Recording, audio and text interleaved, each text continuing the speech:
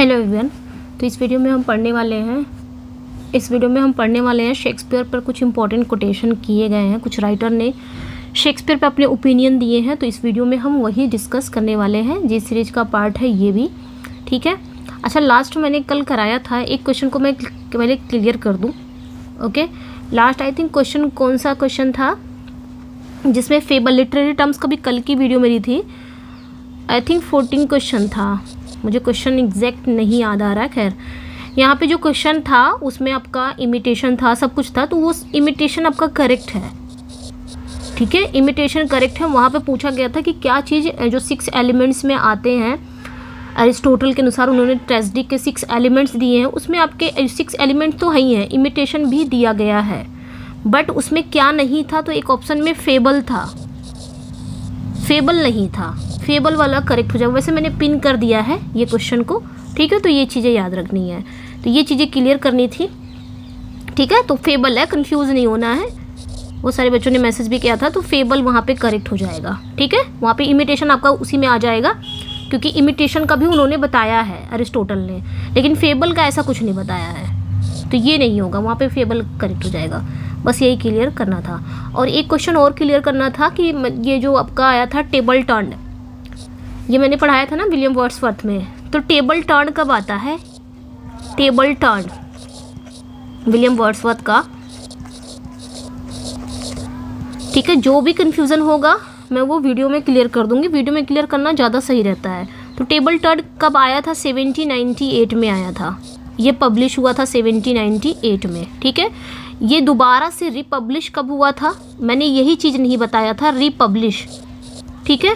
मैंने यही नहीं बताया था रिपब्लिश कब हुआ था, ठीक है। तो रिपब्लिश कब हुआ था ये आपका, ठीक है। इसको रिपब्लिश नहीं कहेंगे, ऑल्सो पब्लिश कहेंगे।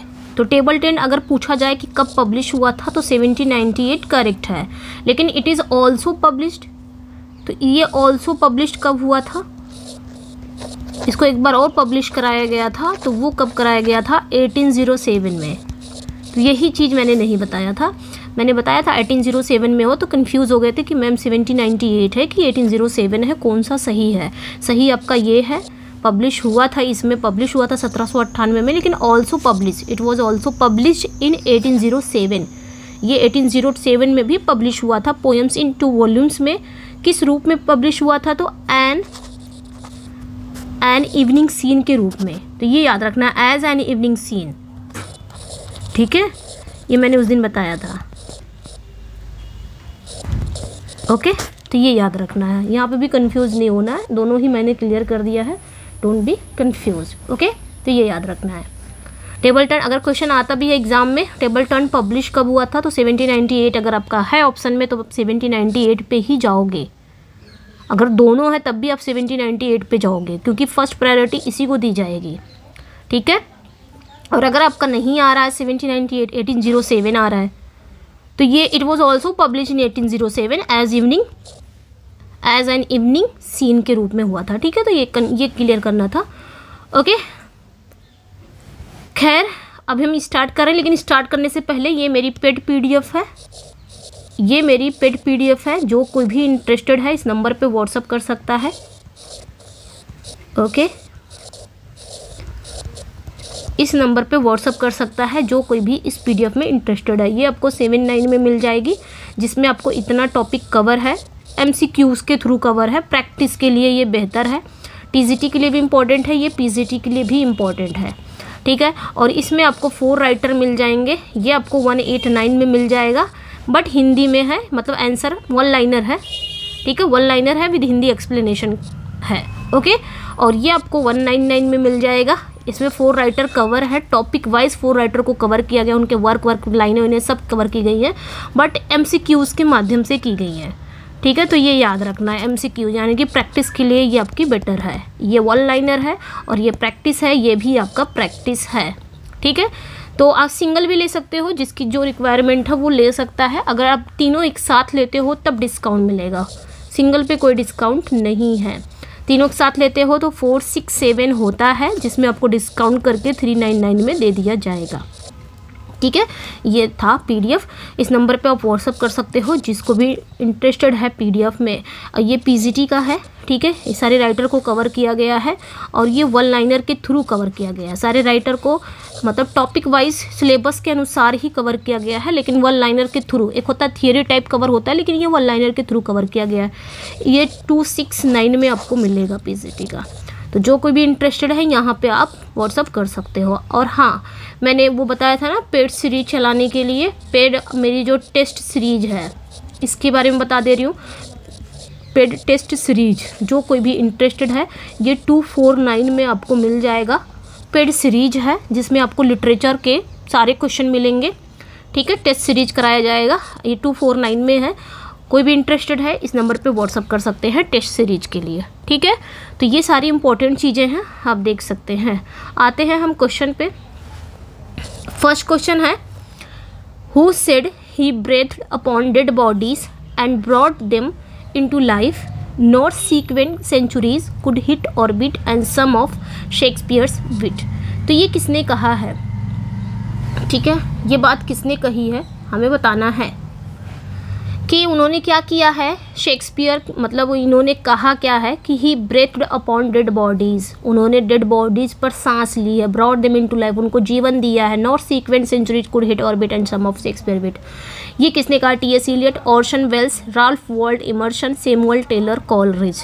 तो यहाँ पे जो राइट आंसर हो जाएगा वो आपका ये जो कोटेशन है राल्फ वॉल्डो इमर्सन ने कहा है। ओके, तो राइट आंसर यहाँ पे आपका क्या हो जाएगा, आपका करेक्ट हो जाएगा राल्फ वॉल्डो इमर्सन, करेक्ट हो जाएंगे, करेक्ट हो जाएगा। तो ये जो राल्फ वॉल्डो इमर्सन ने कहा है, इन्होंने शेक्सपियर की जो टैलेंट है ना उसकी महानता का वर्णन किया, कि शेक्सपियर की जो प्रतिभा है ना उसके महानता के बारे में बताया है। इमर्सन का ये कहना था कि शेक्सपियर ने मृत विचारों, यहाँ पे डेड बॉडीज़ का मतलब ये नहीं है कि जो डेड बॉडीज है उसमें जीवन भर दिया, ऐसा डेड बॉडीज़ का मतलब जो डेड विचार हैं, जो डेड थॉट हैं, डेड थॉट को भी उन्होंने जीवन प्रदान किया है। और उनकी समझ और बुद्धिमत्ता इतनी विशाल थी कि आने वाली सदियां भी इसे पूरी तरह समझने में असमर्थ रही हैं। जो आने वाली सदियां हैं इसे समझने में असमर्थ है, शेक्सपियर को कोई नहीं समझ सकता, ठीक है। ये राल्फ वॉल्डो इमर्सन का कहना है कि उन्होंने मृत विचारों को भी जीवन प्रदान दिया है और उनकी समझ और बुद्धिमत्ता इतनी विशाल थी कि आने वाली जितनी भी सेंचुरीज हैं इसे पूरी तरह से समझने में अनेबल रहेगा, ठीक है। नेक्स्ट वन पे आएंगे, हु रिमार्क्ड, किसने कहा है, we can say of Shakespeare that never has a man turn so little knowledge to such great account. ये किसने कहा है बताना है। D.H. लॉरेंस हैं, T.S. इलियट हैं, बेन जॉनसन हैं, कूल पोर्टर हैं, ठीक है। किसने कहा है, किसने कहा है, तो यहाँ पे जो राइट आंसर हो जाएगा वो आपका करेक्ट हो जाएगा T.S. इलियट। याद रखना है, T.S. इलियट ने ही ये रिमार्क किया था। उन्होंने इस बात पे जोर दिया था कि शेक्सपियर ने अपनी जो लिमिटेड उनकी जो एजुकेशन थी, अपनी जो सीमित शिक्षा को उन्होंने क्या किया है, असाधारण तरीके से उपयोग किया है, ठीक है। मतलब शेक्सपियर की जो लिटिल नॉलेज है ना, मतलब सीमित शिक्षा है, उन्होंने क्या किया, उसे एक असाधारण तरीके से यूज़ किया है। उनका कहना ये था कि शेक्सपियर ने औपचारिक शिक्षा से अधिक अपनी कल्पना और व्यवहारिक ज्ञान के सहारे अपने प्लेज और काव्य को महान बनाया है। ऐसा नहीं है, मतलब उन्होंने कोई पढ़ाई तो नहीं थोड़ी ना की थी कि यूनिवर्सिटी में पढ़ा हो, किसी कैम्ब्रिज या ऑक्सफोर्ड में छोटा सा नॉलेज था, लेकिन उन्होंने औपचारिक शिक्षा से अधिक, यानी कि जो औपचारिक शिक्षा पढ़ रहे हैं, कैम्ब्रिज ऑक्सफोर्ड के राइटर पढ़ रहे हैं, लेकिन शेक्सपियर ने नहीं पढ़ा, लेकिन उन्होंने अपनी कल्पना और अपने व्यवहारिक ज्ञान के सहारे ही अपने प्लेज और काव्य को महान बनाया है, ठीक है। इतने महान आज वो नहीं हैं ऑक्सफोर्ड यूनिवर्सिटी वाले जितने शेक्सपियर हैं। नेक्स्ट वन पे आएंगे, according to whom do we sift through Shakespeare in order to recognize the quotations. इसका बताना है कि कौन होंगे। ऑर्सन वेल्स हैं, राल्फ वॉल्डो इमर्सन है, सैमुअल टेलर कॉलरिज हैं, बेन जॉनसन है। कौन है ये बताना है, ठीक है। आंसर आप लोग कर सकते हो, किसने कहा है शेक्सपियर को इस तरह, ओके। तो देखिए यहाँ पे एक नाम हम और यहाँ पे एक मिनट ऑप्शन में यहाँ पे ऑर्सन वेल्स के साथ साथ एक नाम हम और ऐड करेंगे, ऑस्कर वाइल्ड, ठीक है। ऑस्कर वाइल्ड का भी नाम करेंगे क्योंकि ये दोनों जो स्टेटमेंट है ना, ये दो अलग अलग पीपल ने शेयर किया है सेम इनिशियल में। ऑस्कर वाइल्ड और ऑर्सन वेल्स दोनों ने ही इस स्टेटमेंट को शेक्सपियर के बारे में शेयर किया है। तो यहाँ पे हम दोनों पे ही करेक्ट मानेंगे, ये याद रखना है। क्या करेंगे, दोनों को ही करेक्ट मानेंगे। कहीं पे भी ऑप्शन में ऑर्सन वेल्स आ रहा है, सिंगल आ रहा है, तो आप उसी पे जाएंगे। ऑस्कर वाइल्ड आ रहा है तो उसी पे जाएंगे, क्योंकि दोनों ने ही कहा है, ये सेम स्टेटमेंट शेयर किया है अबाउट शेक्सपियर। ठीक है, तो ये याद रखना है। ओके, अच्छा ये कह क्या रहे हैं ये भी जान ले रहे हैं कि ऑर्सन वेल्स का कहना क्या था। इस कोटेशन में इन्होंने कहा है कि शेक्सपियर के जो वर्क है ना वो इतने फेमस हैं, इतने ज़्यादा फेमस हैं, उद्धृत हैं कि लोग उनके नाटक देखने या पढ़ने के दौरान उनके प्रसिद्ध जो फ्रेज़ हैं उसको पहचानने की प्रतीक्षा करते हैं। मतलब उसका उनका जो फेमस फ्रेज़ है ना उनको पहचानने से पहचान जाते हैं कि ये किस प्ले का है, किस प्ले का नहीं है। ठीक है, ये उनके जो वर्क हैं उनकी लोकप्रियता को दर्शाता है, ऐसा ऑर्सन वेल्स का कहना है। नेक्स्ट वन पे आएंगे, which creative mind said brush up your Shakespeare. किस क्रिएटिव माइंड ने ये बात कही है कि brush up your Shakespeare, Shakespeare brush up करो, क्या ब्रश अप करो वो बताना है। ठीक है, बताना है कि क्या ब्रश अप करने की बात हो रही है। यहाँ पे D.H. लॉरेंस हैं, आपके ऑप्शन में है कूल पोर्टर हैं, सैमुअल टेलर कॉलरिज है, ऑर्सन वेल्स हैं। तो ये याद रखना है कि ब्रश अप योर शेक्सपियर किसने कहा है, तो कूल पोर्टर ने कहा है। ठीक है, ये एक लाइन है, ये याद रखना है। कूल पोर्टर की एक लाइन है, किस मी केट, एक म्यूजिकल है किस मी केट। ठीक है, एक म्यूजिकल है जिसका नाम है किस मी केट का ही एक गीत है ये ब्रश अप योर शेक्सपियर, उसमें कहा गया है ब्रश अप योर शेक्सपियर। तो इस कोटेशन का मतलब ये हुआ कि शेक्सपियर के जो वर्क है ना उनकी पुनरावृत्ति करना और उनके अध्ययन को बढ़ावा देने के लिए ही प्रोत्साहित किया जा रहा है। यहाँ पे brush up your Shakespeare, Shakespeare को ब्रश करने के लिए नहीं कहा जा रहा है, उनके जो वर्क हैं उसको दोबारा से रिपीटिशन करना और उनके स्टडी को बढ़ावा देने के लिए ही प्रोत्साहित किया गया है। तो ये कूल पोर्टर ने कहा है। ठीक है, नेक्स्ट वन पे आएंगे। नेक्स्ट वन है, who is struck with wonder when reading Shakespeare, wondering how trivial people could muse and thunder in such lovely language. तो ये किसने कहा है, कौन स्ट्रक है शेक्सपियर के वर्क को पढ़कर। मैं बहुत ही स्ट्रक हूँ, कौन स्ट्रक है शेक्सपियर के वर्क को पढ़कर, बताना है। ठीक है, तो D.H. लॉरेंस है, राल्फ वाल्डो इमर्सन है, T.S. इलियट है, बेन जॉनसन है। तो D.H. लॉरेंस करेक्ट हो जाएंगे। When I read Shakespeare I am struck, यहाँ से भी स्टार्ट होती है ये लाइनें। तो ये लाइनें D.H. लॉरेंस ने कहा है। उनका कहना ये है D.H. लॉरेंस का कि वो इस बात पे बहुत ज़्यादा शॉक्ड होते हैं, आश्चर्य करते हैं कि कैसे शेक्सपियर ने अपने जो उनके जो साधारण कैरेक्टर हैं उनके विचारों और भावनाओं को इतनी सुंदर भाषा में उन्होंने रिप्रेजेंट किया है। कैसे कर सकते हैं, उनके तो कैरेक्टर जो हैं वो बहुत ही साधारण कैरेक्टर हैं, लेकिन उनके विचार और भावनाओं को इतनी सुंदर भाषा में प्रस्तुत किया है। ठीक है, तो D.H. लॉरेंस हो जाएंगे। साधारण कैरेक्टर है लेकिन विचार और भावनाएं इतने ज़्यादा उन्होंने क्या किया है, सुंदर भाषा में प्रस्तुत किया है। आप देख सकते हो इयागो को। ठीक है, तो वही चीज़ें यहाँ पे कहा जा रहा है। D.H. लॉरेंस कहते हैं कि मैं आश्चर्य हूँ इस चीज़ को देखते हुए। ठीक है, नेक्स्ट पे आएंगे। नेक्स्ट वन है, which poet refer to Shakespeare as our minded Shakespeare. तो किस पोएट ने कहा है, Samuel Taylor Coleridge, Cole Porter, D.H. Lawrence, Orson Welles. तो ये किसने कहा है, सैमुअल टेलर कॉलरिज ने ही कहा है शेक्सपियर को आवर माइंडेड शेक्सपियर। इसका मतलब ये होगा कि शेक्सपियर की जो सोच है वो बहुत ही बहुआयामी थी। उन्होंने मानव स्वभाव और समाज के हर पहलू को अपने वर्क में शामिल किया है, तभी इन्होंने कहा है मेरे असंख्य शेक्सपियर। ठीक है, सैमुअल टेलर कॉलरिज ने कहा है। नेक्स्ट वन पे आएंगे, who refer to Shakespeare as sweet swan of Avon. किसने ये बात कही है, स्वीट सॉन ऑफ एवॉन किसने रेफर किया है।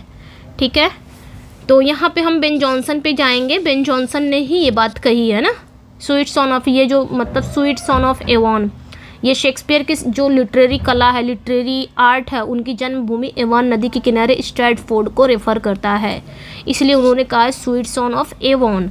अच्छा, ये बात तो इन्होंने कही है, और कौन कौन सी ये भी लाइन कही है, दी एप्लॉज। ठीक है, ये भी लाइनें इन्होंने कही है, दी एप्लॉज, डिलाइट। ठीक है, delight, the wonder of our stage, ये भी लाइनें इन्होंने कही है, the wonder of our stage, okay, of our stage, ठीक है, ऑफ आवर स्टेज, ये भी बात इन्होंने कही है। और एक लाइन और है, दाउ आर्ट, ये भी लाइनें आ सकती हैं, दाउ आर्ट अ मोनूमेंट, ठीक है, विदाउट अ टूम्ब, तो ये भी लाइनें इन्होंने कही है, शेक्सपियर को ही कही है, ये भी लाइनें उन्होंने टूम्ब के बारे में कही है। मार्लो की माइटी लाइन भी, अच्छा ये किस वर्क में इन्होंने कहा है, बेन जॉनसन का एक वर्क है, to the memory of my beloved Shakespeare the author mister William Shakespeare, ये मैंने मेनी टाइम्स बताया है, to the memory of my beloved author mister William Shakespeare, ठीक है, तो ये याद रखना है, ये बेन जॉनसन ने लिखा है और उसमें ये सारी लाइनें हैं, तो ये आपने याद रखनी है, उसमें ये सारी लाइनें हैं, ठीक है, सारी लाइनें हैं ये सारे, उसमें ये भी लाइनें हैं, मार्लो की माइटी लाइन भी लाइनें हैं, पूछ लिया जाएगा तो वो भी याद रखना है कि मार्लो की माइटी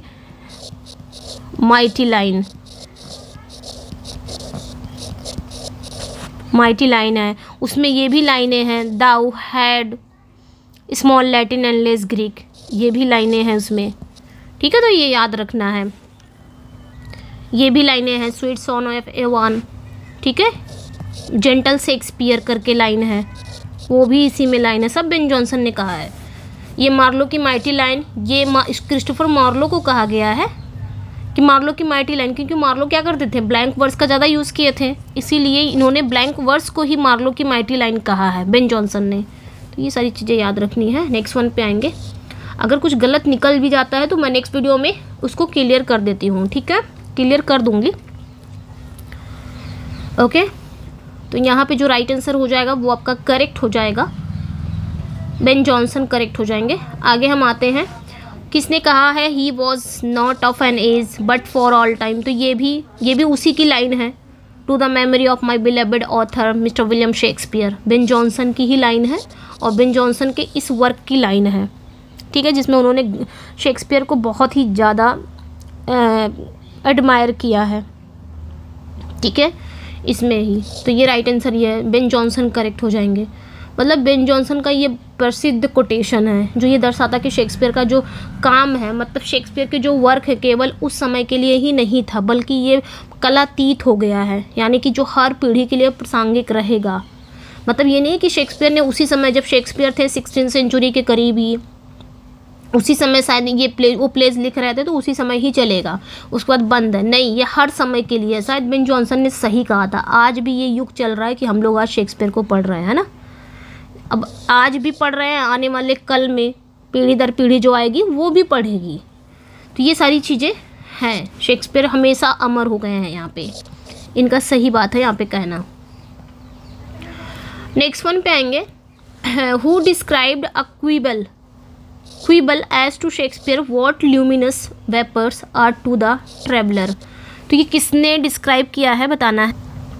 तो ये भी ऑर्सन वेल्स हैं, रॉल्फ वॉल्डो इमर्सन है, टी.एस. इलियट है, बेन जॉनसन करेक्ट हो जाएंगे। ये भी बेन जॉनसन का ही है, याद रखना है। बेन जॉनसन ने ही इस कोटेशन में शेक्सपियर के जो फ्रेजेस हैं और शब्दों के खेल की प्रशंसा उन्होंने किया है। उन्होंने कहा कि जैसे एक यात्री को चमकदार वाष्प मार्गदर्शन करते हैं, वैसे शेक्सपियर के जो वाक्य हैं, जो सेंटेंस हैं, वो भावनाओं और विचारों की दिशा दिखाते हैं, ठीक है। तो ये याद रखना है, मतलब जिस तरह एक यात्री को, एक ट्रैवलर को एक चमकदार, एक ल्यूमिनियस वेपर यानी कि चमकदार वाष्प मार्गदर्शन करते हैं, उसी तरह शेक्सपियर के जो सेंटेंस हैं, जो वाक्य उन्होंने दिए हैं, वो भावनाओं विचारों की दिशा दिखाते हैं। तो यहाँ पे बेन जॉनसन करेक्ट हो जाएंगे, ठीक है, इन्होंने शेक्सपियर को कहा है।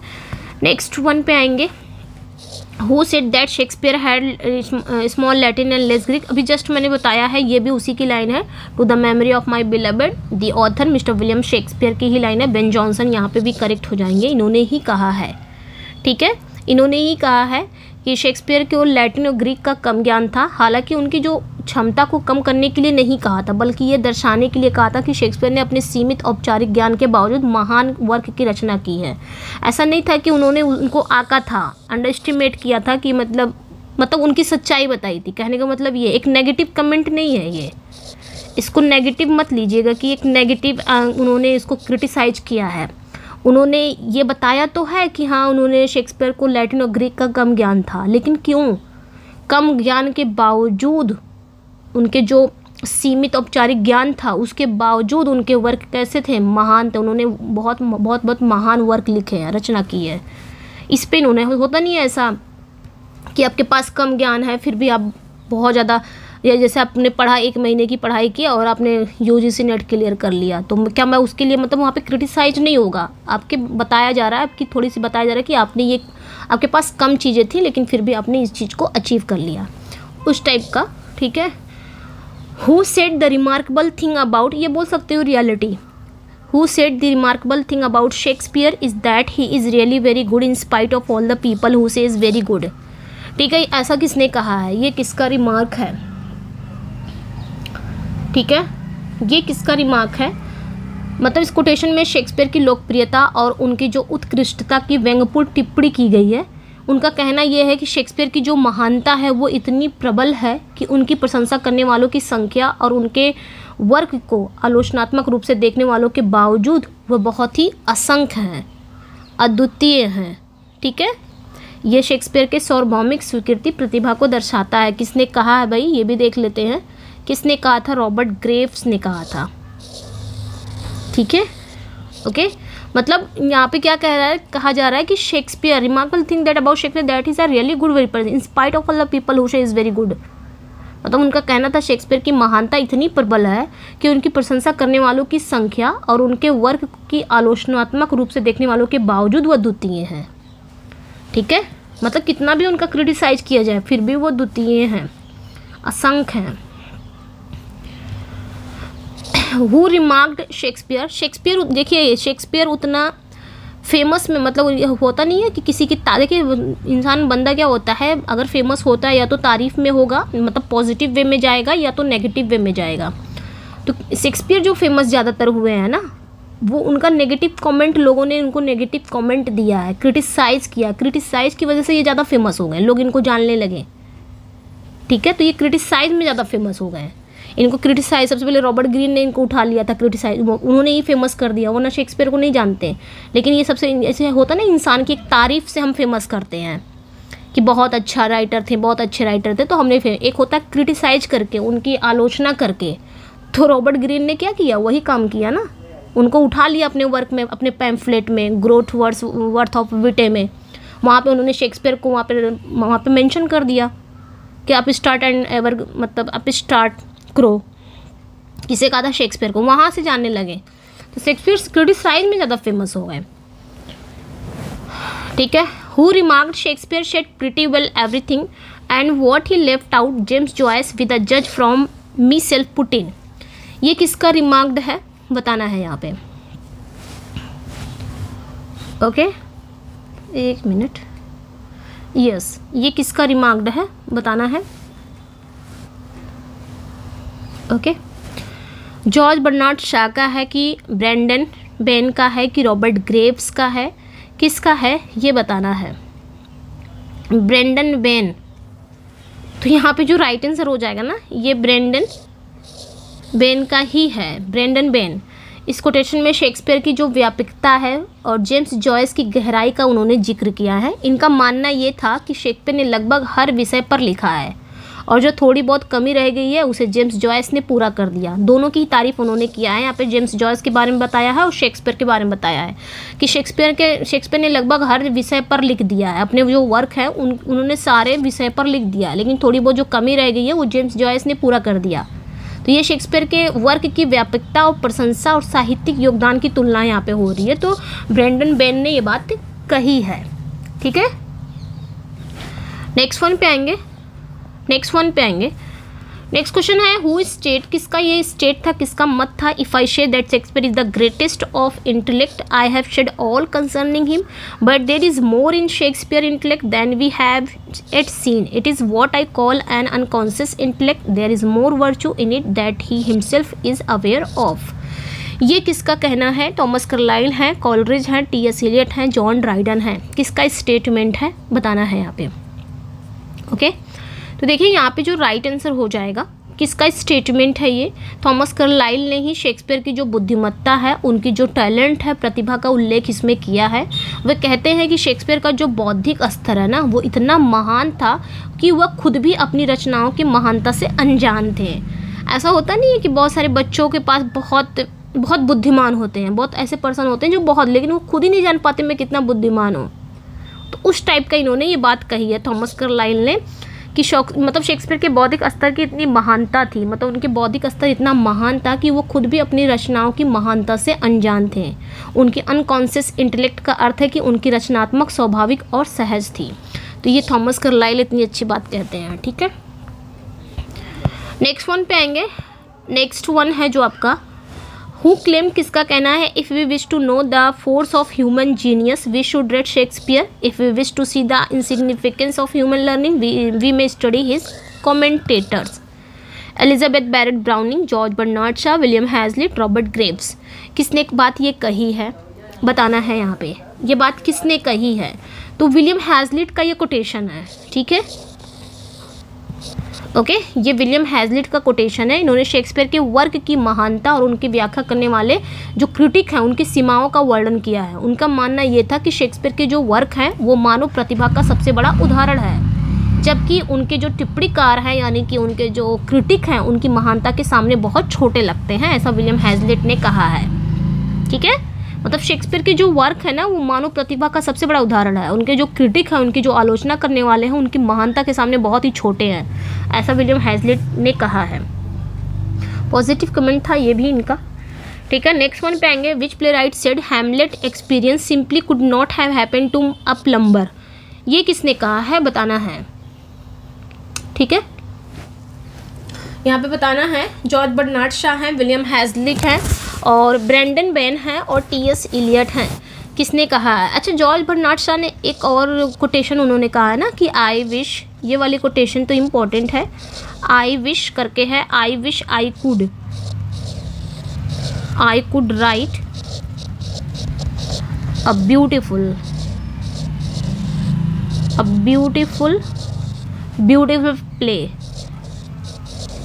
Play like 12th night. ये बात इन्होंने कही है ना, तो ये याद रखना है, ये इन्होंने ही कही है 12th नाइट। ठीक है, आई विश, काश मैं भी 12th नाइट की तरह एक खूबसूरत प्ले लिख सकता, तो ये इन्होंने जे.बी. शॉ ने ही कहा है, ये याद रखना है। ठीक है, खैर अब यहाँ की जो लाइनें हैं ये किसने कही है ये बताना है। तो यहाँ पे जो लाइनें हैं तो अगेन ये जे.बी. शॉ ने ही कहा है, जॉर्ज बर्नार्ड शॉ की ही लाइन है ये। ठीक है, जॉर्ज बर्नार्ड शॉ ने ही इस कोटेशन में ये क्लियर कर दिया है कि शेक्सपियर के जो कैरेक्टर हैं जैसे कि हैमलेट हो गए, वो बहुत ही उच्च सामाजिक और मानसिक स्तर के व्यक्ति थे। इन्होंने यहाँ पे क्लियर किया है कि जो शेक्सपियर के कैरेक्टर हैं लाइक हैमलेट बहुत ही उच्च सामाजिक और मानसिक स्तर के व्यक्ति थे। उनकी जो समस्याएं थी, जो प्रॉब्लम थी और उनके जो एक्सपीरियंस है वो आम व्यक्ति जैसे एक प्लम्बर की स्थिति से मेल नहीं खाते हैं। तो ये शेक्सपियर के कैरेक्टर की जटिलताओं को दर्शाता है। ठीक है, तो ये याद रखना है, मतलब शेक्सपियर के जो कैरेक्टर हैं लाइक हैमलेट बहुत ही उच्च सामाजिक मानसिक स्तर के व्यक्ति थे, ऐसा दिखाया गया है प्ले में। उनकी समस्याएं और अनुभव आम व्यक्ति की तरह नहीं है, जैसे कि एक प्लम्बर, यहाँ पे वही चीज़ बोला है। और ये भी याद रखना है, ये भी इन्होंने ये लाइनें कही हैं जे.बी. शॉ ने। ओके, नेक्स्ट वन पे आएंगे। हु रोट, किसने लिखा है, there Shakespeare on whose forehead climb the crowns o world o eyes sublime with tears and laughter for all time, ये बात किसने कही है। ड्राइडन हैं, बैरेट ब्राउनिंग हैं, ग्रेव्स हैं, टेलर कॉलरिज हैं, तो बताना है किसने ये बात कही है। तो देखिए जो राइट आंसर हो जाएगा एलिजाबेथ बैरेट ब्राउनिंग है। मैं ज़्यादा देर तक आप लोग को सस्पेंस में नहीं रखना चाहती, डायरेक्ट आंसर बता देती हूँ। एलिजाबेथ बैरेट ब्राउनिंग ने कहा है। ठीक है, ये बात इन्होंने ही कही है। ओके, तो याद रखना है। इनका कहना क्या था, एलिजाबेथ ब्राउनिंग ने शेक्सपियर की महानता को इस कोटेशन में व्यक्त किया है। उनकी जो महानता है, वो कहती हैं कि शेक्सपियर की जो प्रतिभा है उन्हें पूरे विश्व की साहित्यिक दुनिया की मुकुटधारी बना दिया है। उनकी रचनाएं हंसी और आंसुओं के माध्यम से मानव भावनाओं के अनंत काल तक व्यक्त करती रहेगी। मतलब सब पॉजिटिव कॉमेंट ही किए हैं, ठीक है। नेक्स्ट वन पे आएंगे। वोल्टेयर की तरह नहीं है जो नेगेटिव कॉमेंट है। Who refer to Shakespeare as the man who of all modern and perhaps ancient poets had the largest and most comprehensive soul। ये बहुत इंपॉर्टेंट है और आया भी है और आ भी सकता है, ठीक है। ये किसने कहा है, तो हम सभी को पता है, ये जॉन ड्राइडन ने कहा है, ठीक है। ये जॉन ड्राइडन ने कहा है और इनका कहना ये था कि शेक्सपियर की जो जादुई रचनात्मक का कोई दोहरा नहीं सकता। मतलब उनकी तरह आप कोई नहीं लिख सकता शेक्सपियर की तरह। उनका जो वर्क है ना वो अद्वितीय है, जिसकी कोई कल्पना नहीं की जा सकती है। अद्वितीय है कि कोई अन्य कभी उस स्तर तक पहुंचने का साहस भी नहीं कर सकता। बाप रे, इतनी बड़ी बात इन्होंने बोल दिया है जॉन ड्राइडन ने, ठीक है। मतलब सिंपल ही है, कोई शेक्सपियर की तरह लिख नहीं सकता। अब कोई शेक्सपियर दोबारा शेक्सपियर पैदा नहीं हो सकता, अगर इसको अपने शब्द में कहे तो। नेक्स्ट वन पे आएंगे। Who wrote but Shakespeare magic could not copied be within that circle none durst walk but he. ऐसा किसने कहा है, ठीक है, ऐसा किसने कहा है ये बताना है। तो ये भी लाइनें जो कही गई हैं वो आपकी जॉन ड्राइडन ने कहा है, ठीक है। जॉन ड्राइडन ने ही कहा है ये लाइनें। इनका कहना ये था कि शेक्सपियर की जादुई, देखिए यहाँ पे जो है ना, इसका एक्सप्लेनेशन मैंने थोड़ा सा गलत कर दिया है, इसको मैं फिर से सही कर रही हूँ। एक्सप्लेनेशन मैंने गलत बताया, बाकी आंसर सही है। यहाँ पे क्या कह रहा है कि इन्होंने शेक्सपियर को the man who of all modern and perhaps ancient poets and had the largest and most comprehensive soul. मतलब जॉन ड्राइडन ने क्या कहा है, शेक्सपियर के सभी आधुनिक और प्राचीन जो पोएट्स में सबसे बड़ी और व्यापक आत्मा वाला व्यक्ति कहा है। किसे शेक्सपियर को इन्होंने कहा है कि जितने भी प्राचीन कवि हैं, मतलब जितने भी मॉडर्न कवि हैं, जो प्राचीन कवि का देख लो, प्राचीन जो राइटर हैं या मॉडर्न राइटर हैं, उसमें सबसे बड़ा और सबसे व्यापक अगर कोई है तो वो शेक्सपियर है। ऐसा किसने कहा है, जॉन ड्राइडन ने कहा। तो ये इसका रियल है, ठीक है, मैंने उल्टा ही बता दिया था। ओके, क्यों कहा था, क्योंकि ये शेक्सपियर की रचनाओं में जो मानवता की गहरी और विविध समझ झलकती है, तो ये बात कही गई थी, ठीक है। तो वो था उसका एक्सप्लेनेशन, ठीक है। It's my apology.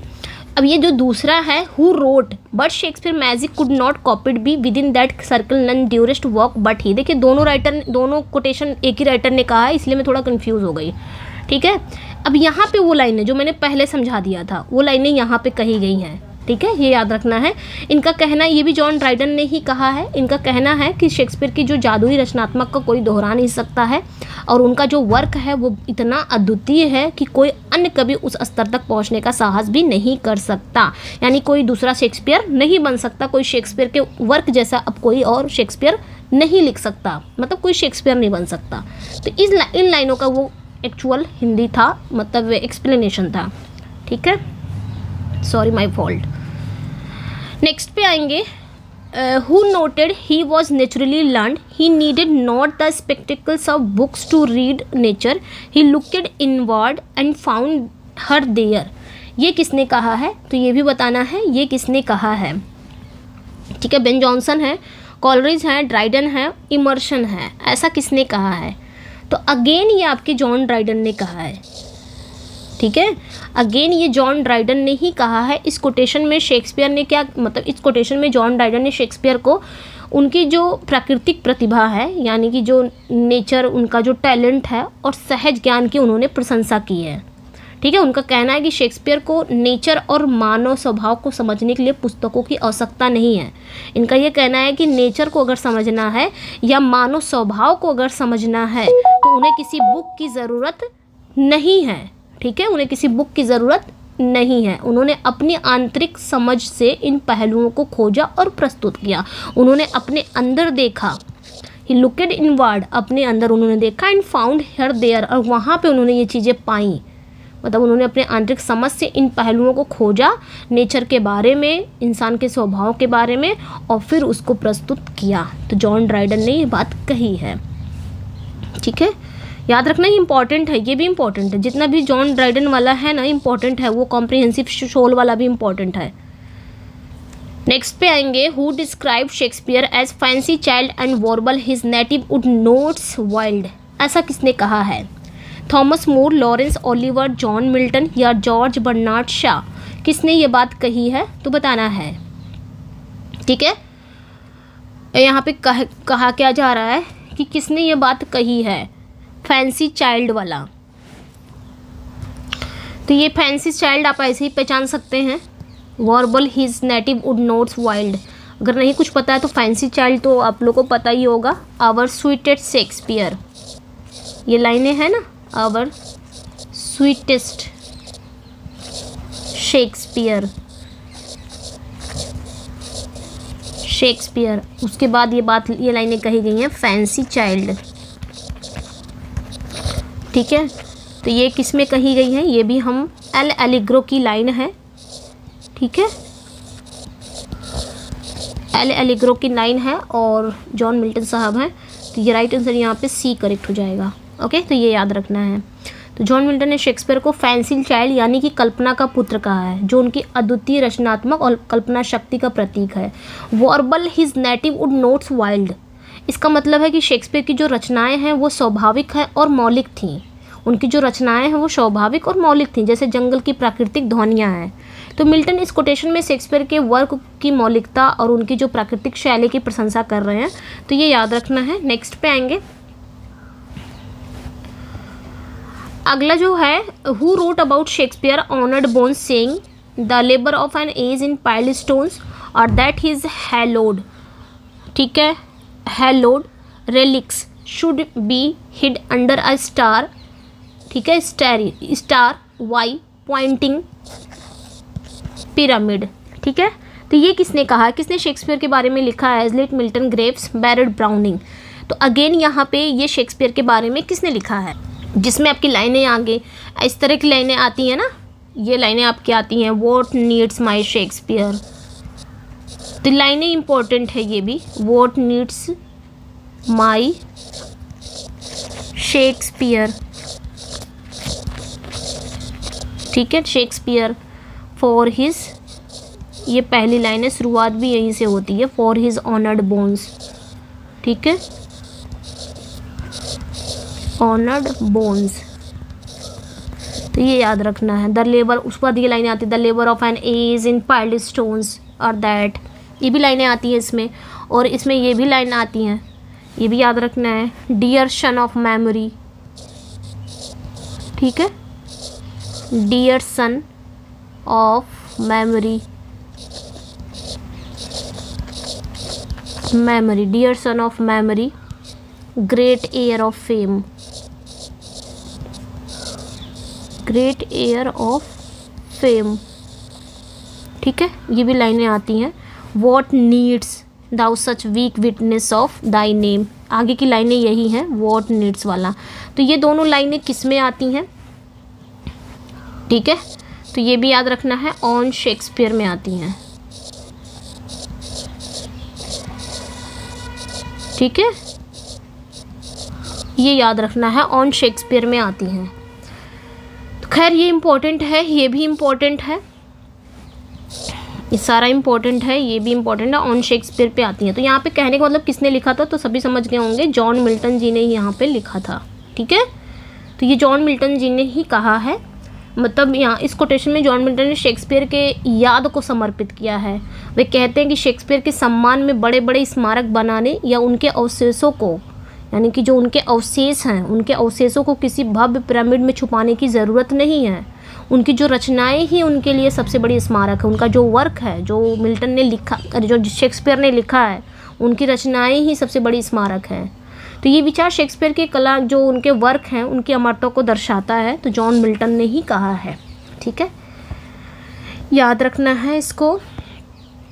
And next one पे आएंगे, ज़्यादा क्वेश्चन नहीं है, 24, 23 आई थिंक है। फिर है, which poet called Shakespeare dear son of memory, great heir of fame. ठीक है, अभी मैं जस्ट बताया ना मैंने, यही dear son of memory, great heir of fame, तो किस पोएट ने कहा है, तो अभी जस्ट हमने पढ़ा।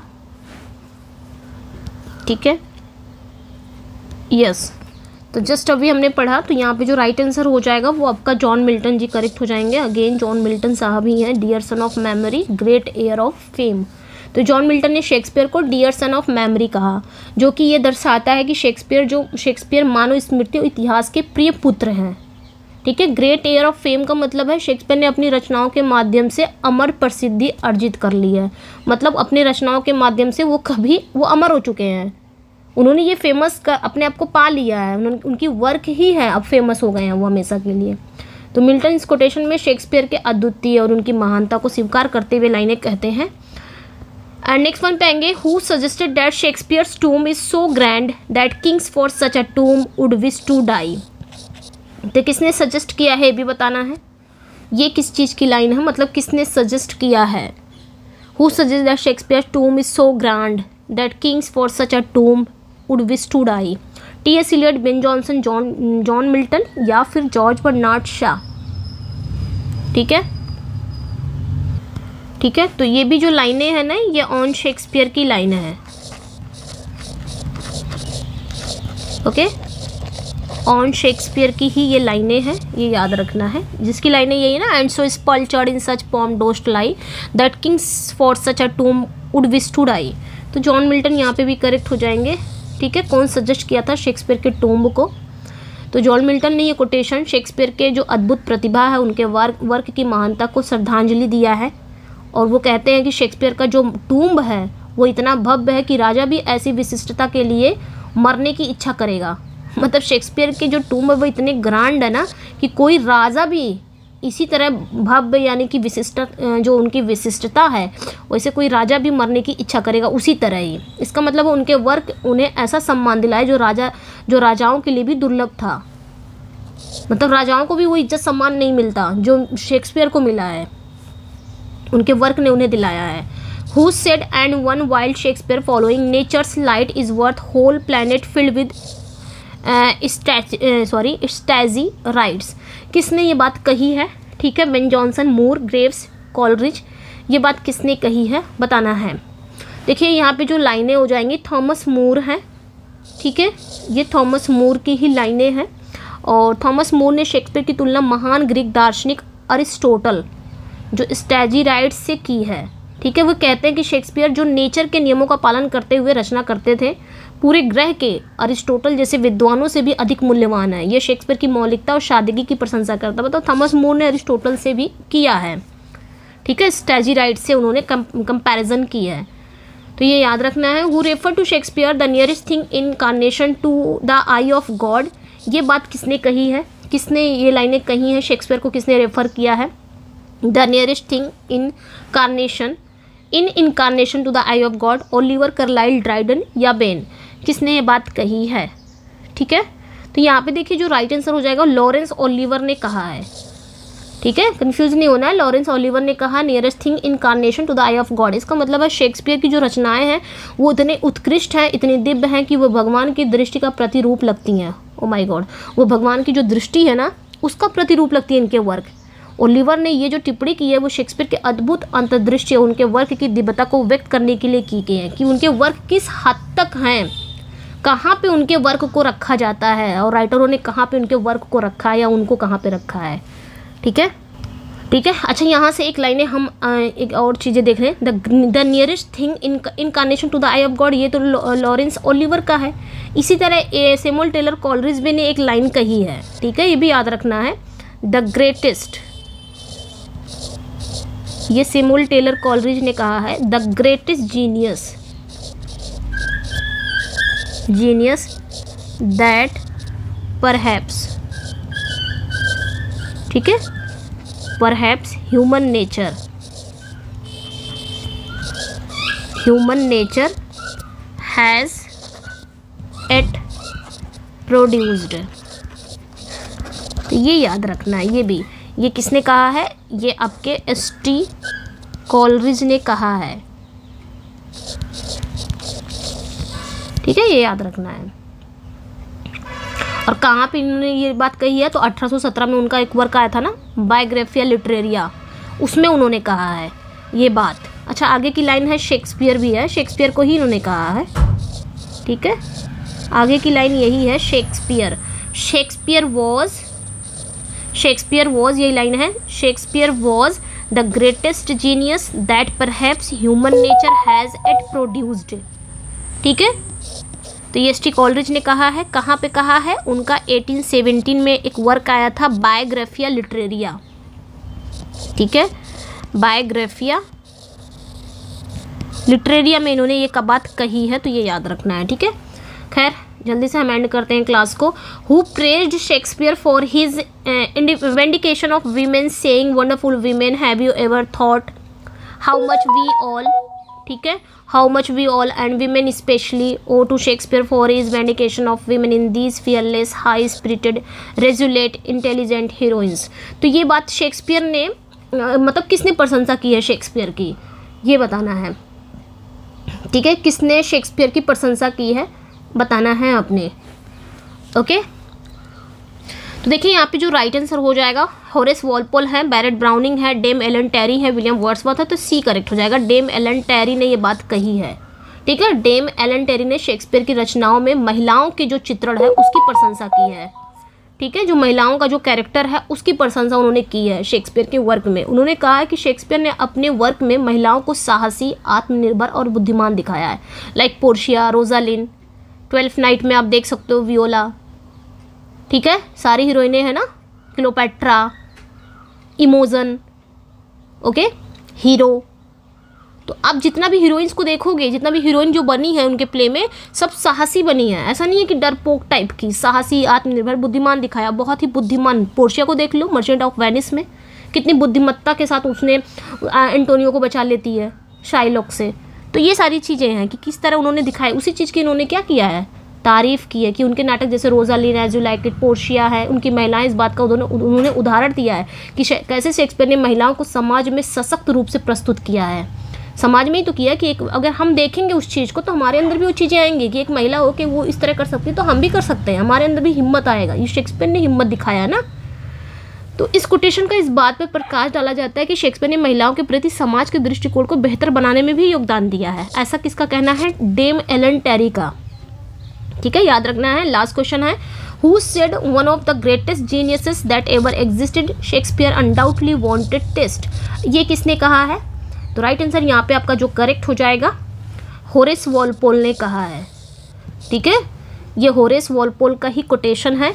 किसने कहा है? होरेस वॉलपोल ने कहा है। क्या कहा है ये भी देख लेते हैं कि होरेस वॉलपोल ने शेक्सपियर के इतिहास का सबसे महान प्रतिभा माना है। इतिहास मतलब ऐसा इनका कहना है कि इतिहास का अगर कोई महान प्रतिभाकारी है तो वो शेक्सपियर है। लेकिन साथ ही साथ उनकी शैली और जो टेस्ट है, स्वाद की आलोचना भी उन्होंने की है। उनके वर्क में जो शैली है, जो टेस्ट दिख रहा है, उसकी भी आलोचना, क्रिटिसाइज किया है। उनका कहना था कि शेक्सपियर का जो राइटिंग है वो कभी कभी इतनी जटिल हो जाती थी, अनियमित हो जाती थी और कठोर लगती थी। और उन्होंने ये टिप्पणी भी की है जो उनकी साहित्यिक शैली है, आलोचनात्मक दृष्टिकोण का हिस्सा है, जिसमें शेक्सपियर की समय की तुलना में उनकी जो राइटिंग को अधिक मापदंडों से तौला गया है। तो होरेस वॉलपोल ने ये बात कही है।